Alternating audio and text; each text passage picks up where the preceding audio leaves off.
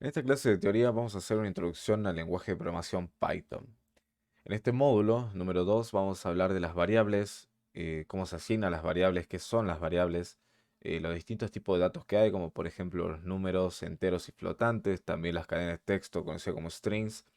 Vamos a ver las estructuras de datos que hay, como por ejemplo listas, tuplas, diccionarios, conjuntos. Vamos a ver qué son los índices y cómo se trabajan con ellos utilizando slicing.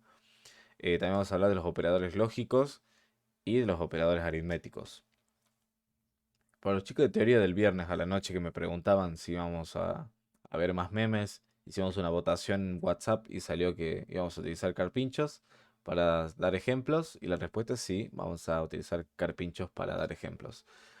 Ahora, ¿qué es un lenguaje de programación? Bueno, un lenguaje de programación, en palabras más cortas, es una herramienta la cual vamos a utilizar para desarrollar sistemas. O, en otras palabras, también es el medio con el cual vamos a utilizar para comunicarnos con la computadora para que pueda ejecutar, pueda ejecutar algoritmos para poder realizar tareas o resolver problemas. Hay dos tipos de lenguaje de programación. Tenemos los lenguajes de alto nivel y los de bajo nivel. Los de alto nivel, por ejemplo, son Python, Ruby, JavaScript, y los de bajo nivel son, por ejemplo, Assembler, C++ o C. En sí, la diferencia entre estos dos, o sea, de los distintos lenguajes, los de alto nivel son más fáciles de aprender, o sea, el lenguaje que utilizan es muy parecido al lenguaje humano, o sea, la forma que tenemos nosotros para comunicarnos, y el lenguaje de bajo nivel tienden al lenguaje máquina. Esto quiere decir de que las computadoras no entienden el lenguaje humano, o sea, yo no puedo hablar con una computadora. La única forma que ellos entienden es a través de unos y ceros, o sea, es el medio de comunicación que tienen. Por lo tanto, los lenguajes de bajo nivel tienden justamente a eso, a un lenguaje máquina. Ahora, ¿cuáles son las características de Python? Bueno, una de las características de Python es que es interpretado. ¿Qué quiere decir esto? Que va a ir leyendo línea por línea, ¿sí? Y va a ir traduciendo esa línea para que la computadora entienda y pueda ejecutar esa línea de código. Básicamente es eso interpretado. Ahora, multiplataforma quiere decir realmente que se puede ejecutar en cualquier sistema que tenga el intérprete de Python. Por ejemplo, en Android, nosotros podemos instalar la aplicación PyDroid y ejecutar código de Python utilizando justamente la aplicación PyDroid, que tiene el intérprete. Por ejemplo, también en sistemas de la nube, como por ejemplo Google Colab, ¿sí? Que utilizan en la práctica. Ellos tienen, bueno, utilizan Google Colab que está funcionando Python en la nube. Después, es tipado dinámico. Esto quiere decir que Python o el intérprete va a diferir el tipo de dato por nosotros. Por dar el ejemplo, ¿no? Vamos a venir Python 3. Esto lo voy a hacer un zoom más grande. Ahí va. A diferencia del tipado estático y el tipado dinámico, el estático nosotros tenemos que decirle qué tipo de dato va a ser. En cambio, con tipado dinámico, ella difiere por nosotros. Por ejemplo, si yo digo edad igual a 12, no hay ningún problema. ¿Tá? En otros lenguajes yo tenía que dar o indicar qué tipo de dato va a ser. Por ejemplo, en Java tenía que ser un string, por ejemplo, string, nombre, igual al string. O sea, por ejemplo, Facundo. Entonces, esto sería un tipado estático, ¿sí? Porque yo le estoy indicando cómo va a ser el tipo de dato. Y en el caso del dinámico, no, ella difiere por nosotros. O sea, yo puedo haber puesto edad también, Pepe, ¿sí? Ella difiere que es un string. O sea, yo puedo poner type edad, ella sabe que es un string. Eso significa tipado dinámico. Ahora, multiparadigma, ¿qué quiere decir? Que bueno, multiparadigma viene de lo de paradigma de programación. Eh, por ejemplo, en Python tenemos programación orientada a objetos, que es un paradigma. Después tenemos programación asíncrona, programación con hilos, programación estructurada. Todos esos son distintos paradigmas de programación, por lo tanto, Python lo soporta, por eso es multiparadigma. Ahora, ¿qué son las variables? Bueno, a nivel técnico, una variable es una forma de identificar un dato que se encuentra almacenado en la memoria de la computadora. Si lo queremos ver de una forma más fácil, una variable es una cajita. Imaginemos que tenemos una cajita, ¿sí? Esa cajita le ponemos un nombre y guardamos algo dentro de esa caja. Bueno, la caja es la variable, ¿sí? Que está representada con un nombre. Y nosotros cada vez que invocamos a esa caja, bueno, abrimos esa caja, vamos a ver que tiene un valor adentro. Eso, traducido de otras formas, sería una variable, se le asigna un valor. Por ejemplo, la variable edad se le asigna el valor 24, ¿sí? De ahí viene eso. Entonces, cada vez que nosotros llamamos a esa variable, nos devolvería el 24. Ahora, para asignar variables, o en realidad para asignar un valor a una variable, se utiliza el operador de asignación igual, ¿sí? Eh, para declarar una variable, ¿sí? Tenemos tres partes. Primero el operador de asignación, que es ese signo igual. Después tenemos el identificador o el nombre de la variable, que siempre va del lado izquierdo. Y después tenemos una expresión, un literal o una llamada a una función, una combinación de todos ellos a la derecha del operador, que ese va a ser el valor final. Por ejemplo, si vamos al caso de la suma, vamos a abrir la terminal, ¿sí? Voy a hacer esto así. Ahí está, Python 3. Por ejemplo, suma, que es la variable, igual a 2 más 2. Este sería el identificador, este sería el operador de asignación, y ese 2 más 2 sería, bueno, la combinación de una expresión. Por ejemplo, la expresión acá dice 2 más 2. Si esto lo ejecutamos, funciona, no hay ningún problema. ¿Sí? Entonces el valor de suma va a ser 4. ¿Sí? Es correcto. Ahora, en la asignación de variables lo vamos a hacer con la terminal. Vamos a ver esto así. Ahí va. Voy a hacer esto así un clear. Está. Por ejemplo, vamos a poner A igual a 1, B igual a 2, C igual a 2, no hay ningún problema. Vamos a hacer A igual a B dividido por C y el resultado que me da multiplicado por 5. ¿Está? Ese B y C es justamente, vamos a llamar a las variables, ¿sí? Este B se lo leería como un 2 y C se lo leería como un 2 también, porque los dos tienen el mismo valor. Por lo tanto, el resultado que va a pasar acá va a ser 2 dividido 2, que va a ser 1, y 1 por 5 es 5. Por lo tanto, A es igual a 5, lo cual es correcto. Ahora ustedes se van a preguntar, bueno, ¿por qué dice 5.0? Bueno, eso ya le voy a explicar más adelante. O sea, por ahora nos quedamos con la idea que está funcionando. Ahora, si yo digo A igual a A más 1, lo que estamos haciendo es llamar a una variable que ya está definida. O sea, como ya está definida en la memoria, por lo tanto, lo que estamos haciendo acá es decir, A va a ser igual a 5 más 1. O sea que si hacemos A de vuelta, va a dar un 6. Ahora, cuando nosotros tenemos strings o cadena de caracteres, por ejemplo Python, ¿sí? Si apretamos la A, o bueno, mostramos A, me va a devolver Python. Ahora, si yo hago A igual a Python más soc, si nos damos cuenta, estamos repitiendo Python de vuelta. O sea que, por lo tanto, acá podemos haber puesto A directamente. Y esto va a funcionar. Y ojo, acá no estamos sumando, ¿sí? Ojo, acá no estamos sumando, lo que estamos haciendo es concatenar, ¿sí? Unir dos strings. Si apretamos Enter, vamos a ver que va a devolver Python awk. Ahora, ¿qué pasa si yo digo A igual a A mayúscula más B minúscula? Perdón, A mayúscula más B larga mayúscula. Em, lo que va a pasar acá es que se va a generar un error. ¿Por qué? Porque A mayúscula no es lo mismo que A minúscula. Si apretamos Enter, vamos a ver que me tira un error. Y me dice name error, dice el nombre A no está definido. O sea, me está diciendo que la variable A mayúscula no existe. Que, ojo, no es lo mismo una variable minúscula que una mayúscula. O sea, son totalmente diferentes. Por lo tanto, yo tendría que haber puesto A igual a 1, B igual a 2, por ejemplo. A igual a, vamos a poner A más B. Y ahora sí, no me tiró ningún error y me muestra la suma, que sería un 3. Ahora venimos a los tipos de datos en Python. Tenemos los números, tenemos las cadenas de texto y tenemos los valores booleanos. Los números enteros podemos realizar todas estas operaciones de acá. ¿Sí? En inglés se conoce como integer, pero en Python se traduce como int. O sea, ¿qué quiere decir esto? El int. Bueno, el int que estamos viendo acá es una función de Python, lo cual va a ser transformar un tipo de dato que se pueda, obviamente, a un entero. Si yo digo int a, no se puede, digamos, porque no puedo transformar la letra, un carácter a un número, o sea, es imposible. Si yo aprieto enter, me va a dar un error. Pero yo puedo decir int, en el caso del 1, así, sin ningún problema, y eso lo va a pasar a un 1. ¿Está? Entonces, nosotros podemos realizar operaciones con los números enteros. O sea, los números enteros van desde el menos infinito al más infinito, incluido el cero. Entonces, yo puedo decir suma es igual a 1 más 1, y esto me va a devolver un 2. Si yo digo resta, sería 2 menos 4, y el resultado va a ser un menos 2. Ahora, si digo multiplicación, sería igual a 2 por 2, que es con el asterisco. Apretamos Enter, multiplicación, me muestra el 4. Digo división común, igual a 6 dividido 3. Esto me tiene que dar un 2.0 en realidad. División común, me vuelve 2.0.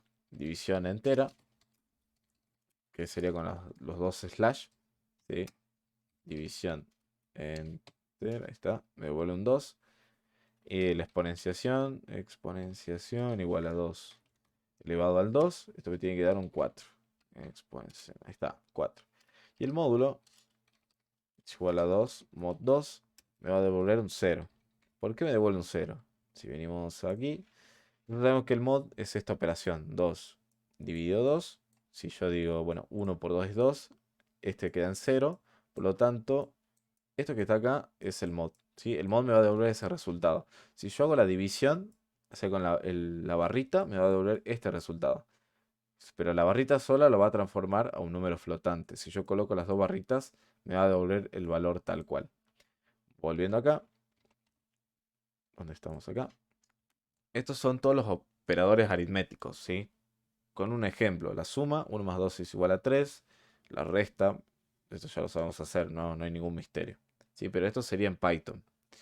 Ahora, vamos a hablar del álgebra. Vamos a hablar de álgebra booleana. Vamos a hablar de George Boole, que fue un matemático y un lógico británico, que gracias a él, básicamente, las computadoras funcionan, digamos, porque fue una de las primeras personas que hizo los fundamentos de la aritmética computacional moderna, de la cual utilizamos ahora. Básicamente, él planteaba, ¿sí?, de que existían dos estados, que los traducía como verdaderos y falsos. O sea, quiere decir, a nivel de computadoras, que era el uno y el cero. Por ejemplo, si la luz está apagada, es un cero, y si la luz está prendida, es un uno. O sea, uno es falso y el otro es verdadero. O por dar el otro ejemplo, la puerta está abierta o la puerta está cerrada. O sea, hay siempre dos estados, no hay un tercero. Bueno, ahora con el tema de la computación cuántica se dice que hay cuatro estados, pero más allá de eso, estamos trabajando con computadoras de hoy en día, tenemos dos estados, el uno y el cero. El uno es verdadero y el uno es falso. Entonces los valores booleanos quiere decir que el verdadero es igual a true, o sea, en inglés, y falso es igual a false en inglés. Y a su vez el uno también es igual a true y el cero es igual a false. Por lo tanto, quiero decir con esto que el uno es igual a true y el cero es igual a false. O sea, si hago una terminal, el 0 te sumas acá, ahí está. Voy a escribir Python 3 y acá voy a poner, por ejemplo, true. Si coloco true, false es igual a false. O sea, si yo digo 1 es igual a true, me va a dar que es verdadero. Si yo pongo 1 igual a false, me va a dar falso. Pero si yo hago 0 igual, voy a escribir, ahí está. False me lo toma como verdadero. O sea, si yo hago un true más true, yo le dije que el 1 es igual al true, por lo tanto es 2. Si yo digo false más true, me va a dar el 1. ¿Está? True más true es 3. Uy, le escribí mal ahí. Y si pongo true por 100, o bueno, por 5, es 5. O sea, eso es lo que yo le quiero decir, es que el false es el 0 y el 1 es el true. Volviendo acá. Tenemos las tablas de verdad. Sí, es importante que las sepan porque justamente hay muchas cosas cuando tenemos estructura de control, se utiliza muchísimo. La forma más fácil de aprenderse estas tablas es ver las diferencias entre las dos. En el caso del AND, de la operación y, yo puedo decir si algo es verdadero y algo es verdadero, por lo tanto, el resultado es verdadero. El resto todo va a ser falso. O sea, siempre recuerden eso. Ahora con la tabla del OR, sí, la tabla del OR es al revés. Todo es verdadero, menos cuando falso y falso es falso. O sea, para que algo sea verdadero en la tabla del AND, los dos tienen que ser verdaderos. El resto es todo falso. Y acá en la tabla del OR, para que algo sea falso, todo tiene que ser falso y falso y el resto es todo verdadero. O sea, es al revés. Es la forma más fácil de aprender esta tabla. Y practicándola, obviamente. Ahora, los operadores lógicos es justamente lo que venimos viendo anteriormente. O sea, esta es ya la utilidad que tiene el planteo de George Boole. Tenemos los operadores, esos dos símbolos que están ahí, que dice como si fueran dos ochos. Bueno, ese sería en otros lenguajes. En Python es el AND. Y cuando vemos en operaciones lógicas, escrita a mano, es con una flechita hacia arriba. O sea, si verdadero es verdadero, por lo tanto es verdadero. En el OR se usan dos palitos en vertical. Bueno, si no, el OR directamente en Python y la flechita hacia abajo en otros lenguajes o si escrito a mano. Y por ejemplo, si algo es verdadero o algo es falso, es verdadero. Siempre el resultado va a ser verdadero. Menos cuando algo es falso y falso. O sea, si venimos a la terminal, si yo coloco true and false, es false. Si yo coloco true and true, va a ser verdadero. O sea, todo lo que yo escriba eh, en el AND, si es true y true, va a ser true. El resto va a ser todo falso. Ahora si acá pongo false or false, ahí recién va a ser falso. El resto va a ser todo verdadero. O sea, false or true, va a ser true, digamos. Siempre es así. Entonces, los operadores relacionales tienen que ver también con la utilidad del planteo de George Boole, que dice que, bueno, si algo es menor estricto, ¿sí? Se utiliza la flechita hacia la izquierda. Por ejemplo, uno es menor que 2, sí, es verdadero. Y uno es mayor que 2, no, es falso. O sea, eso lo podemos corroborar acá. Uno es mayor que 2, es falso. Y el 2 es, o bueno, el uno es menor que 2, es verdadero. Volviendo acá. Dice menor o igual que, o sea, 5 es menor o igual a 5, es verdadero. No es menor, pero es igual. Sí, pues es verdadero. 10 es menor o igual a 5, es falso, porque el 10 es mayor que 5. Ahora, el mayor estricto, 3 es mayor que 2, es verdadero. Pero el uno es mayor que el 10, no, es falso. Mayor o igual que, por ejemplo, 200 es mayor o igual a 200, es verdadero. Porque no es mayor, pero es igual. Ahora, el 10 es mayor o igual que el 15, es falso, porque el 10 es menor que 15. Ahora, el distinto, ¿sí? 10 es distinto de uno, sí, porque no son iguales, es verdadero. Ahora, 5 es distinto de 5, es falso. ¿Por qué? Porque 5 es igual a 5. Y ahora que en el caso de los iguales, 2 es igual a 2, es verdadero. Y 123 es igual a 321, es falso, porque son distintos. Obviamente, si lo vemos acá, vamos a ver si hacemos 2 igual a 2, es verdadero. Y 123 es igual a, por ejemplo, 4, no, es falso. ¿Tá?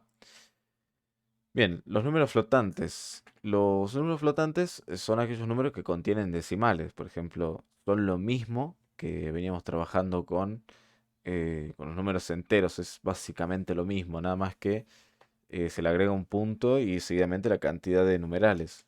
Perdón, de decimales. Por ejemplo, no sé, si pongo 50 dividido por, no sé, 123, me dan todos esos decimales porque justamente es un número flotante. Ahora, las cadenas de texto, que es un poquito más complicado de explicar. Las cadenas de texto están representadas por comillas simples, dobles o triple comillas simple o triple comillas doble, de la siguiente forma. Ahí estamos viendo que dice ahora soy un string, ahora soy un string. Esas son las cuatro formas de declarar un string en Python. Ahora, las cadenas de texto, ¿sí? Eh, Cuando hablamos de cadena de texto, está hablando de caracteres. Por lo tanto, el uno, si yo lo coloco así, digo uno es un uno string, o sea, es un carácter. Y si yo coloco el uno acá, es el uno obviamente, el 1 en entero. O sea, si yo pongo type uno, me dice class int, o sea, porque me dice que es un entero. Y si pongo type y coloco el mismo, pero entre las comillas dobles, me dice que es un string. O sea, si yo hago uno más uno es 2. Si yo uno en carácter más uno en carácter es uno uno. No es 11, es uno uno. Y si yo digo uno más esto así, me da un error. Y me dice que no soporta las operaciones del tipo más, o sea, de la suma, porque no puedo sumar un entero con un string. Son totalmente incompatibles, o sea, no tiene sentido. Y justamente con el ejemplo que yo le decía, esto no pueden sumar strings de forma literal. Eso se conoce como concatenación, lo cual significa que unir dos cadenas de caracteres distintos. O sea que, como le decía acá, uno más uno, que en realidad sería uno carácter más uno carácter, nos va a devolver uno uno carácter. O sea, sería un string. Pasa lo mismo acá, hola soy Pedro, nos va a devolver hola soy Pedro. O sea, si hacemos hola soy.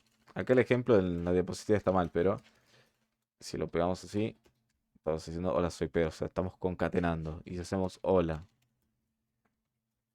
por 3, lo que estamos haciendo es concatenar 3 veces, digamos, en un solo tirón. Los tipos de datos en Python, ahora por dar un ejemplo, dice, diseña un programa que calcule y muestre las raíces de una ecuación cuadrática, indicando previamente si son reales o complejas. Las entradas acá, bueno, sería A, B y C, porque si reconocen esta fórmula, se van a acordar del secundario. Después dice las salidas serían dos, o sea, depende del discriminante. En este caso, el discriminante es lo que está en el numerador. Si no me equivoco, es lo que está dentro de la raíz, el b cuadrado menos a, perdón, b cuadrado menos 4 por a por c. Tengo recuerdo que si era mayor que cero, perdón, si era menor que cero no tenía solución. Si era igual a cero tenía una sola solución. Y si era mayor a cero tenía dos soluciones posibles. Y bueno, después la fórmula y los casos de prueba. Esto que está acá, este código no lo vamos a ejecutar porque hay algo que se llama estructura de control que todavía no lo vimos. Pero aquí donde dice ifres, ¿sí? Para que se ejecute el código que está acá adentro, esta condición que va acá tiene que ser verdadera. O sea, el dato que vaya acá tiene que ser verdadero. O sea, él lo que está haciendo el if es esperar que algo sea true o que sea booleano, o sea, justamente un valor verdadero. Si no es verdadero, entonces va a venir al else y va a ejecutar esto de acá abajo. Básicamente es eso que hace el código. No lo soluciona porque ya está solucionado, pero básicamente lo que pasa es eso. Ahora, vamos a hablar de otros tipos de datos en Python, como listas, tuplas, diccionarios y conjuntos. Las listas en Python es una colección o una estructura de datos en la cual contiene distintos tipos de datos en su interior, ordenados o no, nos interesa, que van de forma secuencial, los cuales diferencia a través de índices o posiciones. Por ejemplo, dice acá, hola, soy una lista. Esto que está acá es una lista de strings, en este caso, ¿no? Que están separados por coma. Una lista se compone básicamente de índices, pero las listas en Python son dinámicas, o sea, quieren decir que no es necesario indicarle un tamaño fijo. En otros lenguajes tenés que agarrar y decir cuánto va a ser la cantidad de elementos que va a estar dentro de esa lista o de ese arreglo. En caso de Python no es así. Nosotros podemos tener ese dinamismo de quitar o agregar elementos dentro de la lista y eso ya automáticamente van a ir modificando sus valores. Ni tampoco hace falta de indicarle qué tipo de datos puede contener, o sea, pueden tener números, strings, booleanos, pueden tener listas dentro de listas, o sea, no hay ningún problema. Entonces, cada valor dentro de esa lista se conoce como elemento y cada elemento tiene una posición. Estamos viendo que dice cantidad de elementos 5 porque acá dice hola es 1, 12 es 2, 5.0, o sea, el flotante este sería el tercero, cuarto y quinto. Si tiene 5 elementos, pero las posiciones o los índices van desde el cero hasta el tamaño menos uno. O sea que acá hay cero, uno, 2, 3, 4 posiciones. ¿Sí? Van desde el cero hasta el 4. Y la cantidad de elementos es 5. Si yo tengo una lista vacía, tengo cero elementos. Pero si yo tengo una lista que tiene elementos, va a tener n elementos. Pero las posiciones van desde el cero, arrancan desde el cero. Y podemos hacerlo al revés. O sea, Python nos da la flexibilidad de que si queremos verlo al revés, podemos hacerlo. En vez de que sea desde el cero hasta el 4, podemos hacer que sea desde el menos 5 hasta el menos uno. ¿Sí? Al revés. Esa sería la composición. Ahora, bueno, vamos a salir la terminal, ¿no? Si hacemos una lista, ¿sí? Por ejemplo, lista, vamos a decir prueba, vamos a poner carpincho y vamos a poner perrito. ¿Está? Entonces, si yo digo, bueno, ¿qué hay en la posición cero? O pongo lista, pongo corchete y pongo cero así de esta forma, me devuelve prueba. Si yo coloco el uno me va a devolver carpincho. Y si yo pongo el 2 me va a devolver perrito. ¿Tá? Si yo utilizo len, esta función len, lo que va a hacer es traerme la cantidad de elementos que hay. Entonces, si yo pongo len lista, me va a traer 3, porque hay 3 elementos, pero las posiciones van desde el cero hasta el 3 menos uno que sería 2, o sea, cero y 2. Del cero hasta el 2, perdón. Ahora, eh, vamos a ver lo que es el slicing, ¿sí? Porque estos son los índices, ¿sí? Va, no lo vimos tampoco. Lista, yo pongo menos uno me va a devolver el último. Me devuelve perrito. Si yo pongo menos 2 me devuelve carpincho. Y si pongo menos 3 me devuelve prueba, que es el primero. ¿Está? Entonces, si yo digo lista, o sea, la primera posición es igual a lista, pero al revés. Bueno, ahí le erré. Me dio un error. Ahí está. Y me dice que es true, que es verdadero. Porque es lo mismo, ¿sí? Ahora, con el slicing, lo voy a poner acá, me dice que el slicing es una característica de la estructura de datos en la cual nos permite acceder a una porción definida. Entonces, en las listas yo puedo indicar la, cuántos datos yo quiero obtener de esa lista, por ejemplo, o la segunda posición, o según varias posiciones en un rango, ¿sí? Entre el inicio y el límite. Por ejemplo, acá estamos viendo en el ejemplo que dice lista igual a hola, true, false y 12. O sea, esto tiene 4 elementos. Pero si yo coloco los dos puntos, me va a traer todos esos elementos. O si muestro lista directamente, es lo mismo que acá, ¿no? No pasa nada. Si coloco el 0 me vuelve hola. Si pongo el 1 me vuelve true. 2 false. 3 12. Si yo pongo el 0 y los dos puntos, se lo estoy diciendo desde el inicio. Y esos dos puntos, tráeme todo hacia la derecha. Del inicio hacia la derecha. Me trae todo. Si yo pongo del 1 hasta el 3, me va a devolver true y false. ¿Por qué? Porque el de la izquierda lo tiene en cuenta y el de la derecha no lo tiene en cuenta. O sea que de la posición 1, que es el true, trae hasta el 3 menos 1, que sería false. O sea, trae true y false. ¿Cómo se vería esto, no? Yo pongo lista, tengo lista, prueba, carpincho y perrito. Yo lista, bueno, tráeme desde el primero hasta el 3. Me va a traer solamente carpincho y perrito. Pero el 3 no existe, o sea, no existe la posición 3. Acá dice 0, 1 y 2. La 3 que no existe, Python va a agarrar y va a tomar, bueno, hasta el último que encuentre, digamos, si es que está dentro del rango. O sea que si yo pongo lista, por ejemplo, no sé, vamos a poner el 0 hasta el 2, solamente me va a traer prueba y carpincho, ¿sí? Porque va desde el 0 hasta el 2, pero este 2 no lo tiene en cuenta, entonces agarra carpincho. Eso sería así, un inicio y un límite. Podemos hacerlo al revés. O sea, podemos agarrar y decir menos 1 hasta el menos 3. A ver qué nos devuelve. Y no me devolvió nada. ¿Por qué no me devolvió nada? Porque en realidad esto es así. Ahí está. Yo me había equivocado. En la teoría va al revés. Es va de derecha a izquierda. ¿Sí? Cuando están en negativo. Cuando están en positivo van de izquierda a derecha. Y cuando están en negativo van de derecha a izquierda. Yo me había equivocado en la diapositiva. Pero no pasa nada. No es algo que van a usar todo el tiempo tampoco, pero está bueno aprenderlo. Entonces, las características de las listas es que son dinámicas. Esto quiere decir de que podemos agregar cualquier tipo de elemento a la lista y utilizamos un método que se llama append. ¿Sí? El append significa agregar al final. O sea, si yo tengo la lista, vamos a poner lista, no sé, 1, 2 y 3. Si yo pongo lista.append, abro paréntesis y dentro de los paréntesis le pongo algo. ¿Sí? Podemos poner algo. Y vamos a hacer lista. Vamos a ver que se agregó al final. Eso es append, agregar al final. Y eso es justamente el dinamismo, ¿no? De que me permite agregar cosas. Y después nos dice que son mutables. Esto quiere decir que podemos cambiar los elementos por otros según su posición. O sea, agregar y quitarlos. Por ejemplo, yo creo que algo vaya primero y que desaparezca el uno. Entonces yo voy a decir lista 0, ¿sí? Es igual a lista 0, 1, 2, 3. Entonces va el 3 acá. Ponemos lista, vamos a ver que algo pasó para la izquierda, pasó primero y el uno lo desapareció, digamos.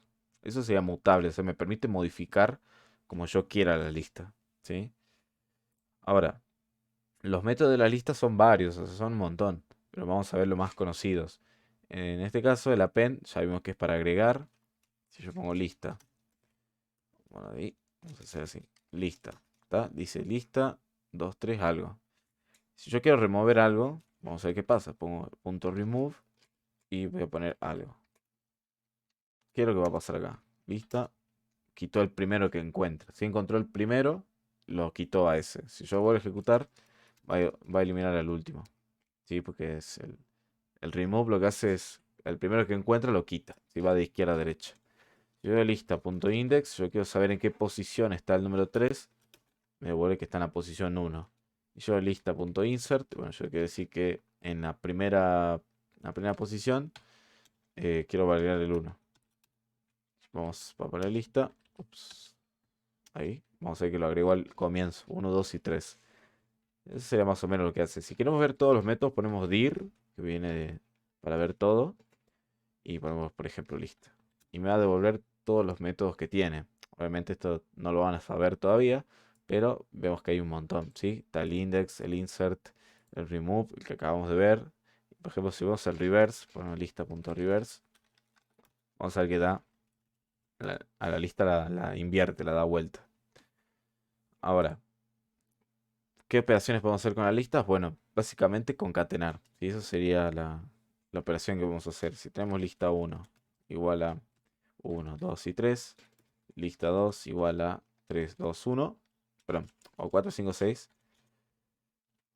y hacemos lista final, o bueno, lista concatenada igual a lista 1 más lista 2, hacemos lista concatenada, vamos a ver que no es que lo sumó, sino que concatenó, se agregó todo adentro. Pasa lo mismo como el string, ¿sí? Pasa lo mismo en el string, ¿no? Ponemos algo, por ejemplo, ¿no? Puedo poner, no sé, texto igual a algo, que es un string. Yo digo texto, el cero me trae la letra A, ¿sí? Es casi lo mismo. Nada más que a diferencia de los strings con las listas es que no son inmutables, o sea, no podemos modificar nada, ¿no? Digan, ojo ahí, si yo quiero poner texto cero, yo le quiero cambiar la letra A por la B, me va a tirar un error y me dice que no soporta. ¿Por qué no soporta? Porque es inmutable, o sea, un texto ya está definido así y no se lo puede modificar. Significa que sea inmutable. Ahora, las tuplas es justamente una colección de datos, al igual que la lista, pero con la diferencia de que son inmutables. O sea, ya no podemos modificar la tupla. Una vez que está definida de esa forma, ya no se puede modificar. Es una estructura fija que una vez creada, como le dije anteriormente, no se puede modificar, ni agregar ni quitar nada. O sea, por ejemplo, pones tupla, igual, uno 2 y 3. Y si yo quiero decir, no sé, por ejemplo, tupla.append, no podemos porque eso no tiene el método append. O sea, me va a decir que hay un error que no tiene ese método. O decir tupla en 0. Si yo quiero decir que el 1 vas a hacer un 50, tampoco me deja. ¿Por qué? Porque no se puede. O sea, si yo pongo tupla, siempre va a ser igual, nunca va a cambiar. Sí puedo hacer slicing, o sea, puedo traer los datos sin ningún problema. Ahí no hay ningún drama. Así funciona sin ningún problema. Eso se puede hacer con las tuplas. Bueno, ahora si lo vemos con los carpinchos, podemos ver la diferencia entre una tupla y una lista. Si lo queremos ver más gráficamente, tenemos tres carpinchos, ¿sí? Los tres facheros. Uno está tomando mate, el otro es Batman y el otro es un carpincho fachero. Entonces, en una lista, ¿sí? Viene un carpincho nuevo y dice, chico, puede entrar. Y los carpinchos dicen que sí, que no hay ningún problema, que dé con fe que puede entrar. Entonces, el carpincho entró, sin ningún problema, a la lista. Ahora, ¿qué pasa cuando se quiere ir? ¿Sí? El carpincho dice, bueno, chicos, me tengo que ir. Y los carpinchos, bueno, dicen que se vayan, que no hay ningún problema. Eso es en las listas. Por lo tanto, no hay ningún problema. ¿Sí? Entonces, se despiden del otro carpincho y no pasa nada. Ahora, en una tupla, ¿sí? Que está con los paréntesis, el carpincho no puede, ya está definida así la tupla. Hagan de cuenta que es un grupo de tres, que no puede entrar otro alumno a hacer el trabajo práctico con ellos, así que bueno, no puede. Ese es lo triste. Ahora, tenemos otra cosa que se llama los conjuntos en Python, que es una estructura no determinista. O sea, quiere decir que todos los elementos van a ser ordenados eh, siempre, o sea, sin importar el orden que se creen. Siempre van a terminar ordenando de menor a mayor. Y también son mutables, o sea, podemos modificarlos, pero se van a ir ordenando siempre. O sea, si yo tenía una lista, ¿sí? Uno, 2, 3, ¿así? Yo muestro la lista, es determinista. O sea, lo que yo coloqué ahí es así. O sea, si yo he puesto de vuelta acá, hubiera puesto 3, 2, 1, vamos a ver que lista es determinista. Siempre tiene la posición que yo le digo. Ahora, si yo un conjunto, vamos a abrir llaves. Y si yo coloco 3, 2, 1, vamos a ver que si muestro el conjunto, me lo ordena. ¿Sí? Eso es no determinista. Por lo tanto, me está ordenando todo el tiempo el conjunto.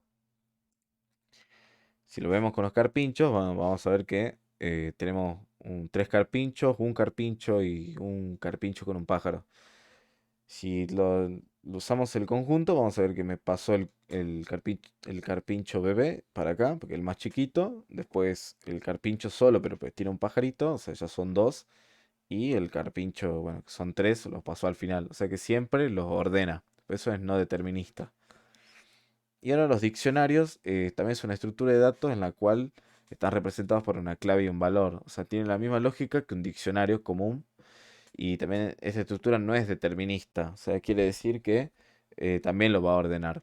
Y un ejemplo es clave y valor. O sea, el primer, vamos a decir, atributo de la clave y después sigue el valor con dos puntitos.